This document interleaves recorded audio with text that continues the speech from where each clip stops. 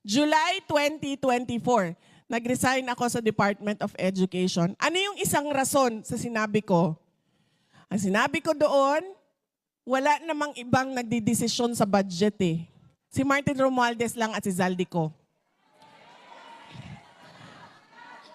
Diba? Nung nagsalita ako ng ganon, hindi sila sumagot. Hindi nila dininay. Ang sinabi lang ni Zaldico, shiminit siya dyan. Ngayon, shiminit ka, hindi ka makauwi ng Pilipinas dahil lilitsunin ka dito. Ano sinabi niya? Mahiya naman kayo.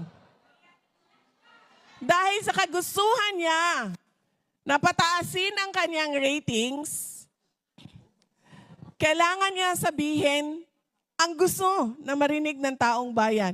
Hindi niya naisip na merong Diyos. So anong ginawa ng Diyos? Mahiya naman kayo, nilubog sa baha ang Pilipinas.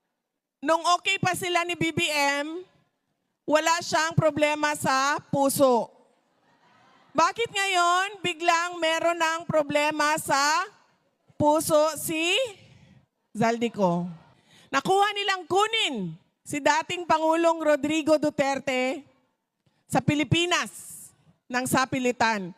Bakit hindi nila mapabalik si Zaldico sa Pilipinas? At bakit hindi nila magawang ipasok sa detention unit ng House of Representatives si Martin Romualdez? Ikaw ang nagsimula ng budget. Pinatawag ang lahat ng opisina ng Department of Budget and Management.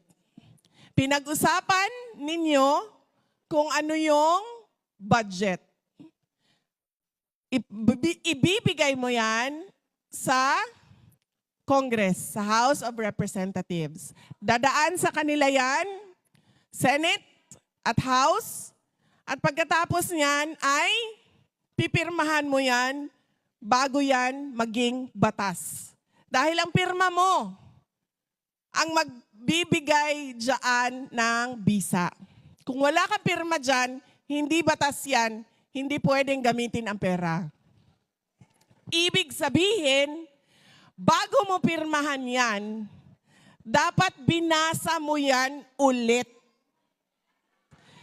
Kasi kailangan mo tingnan kung yung budget mo na sinabi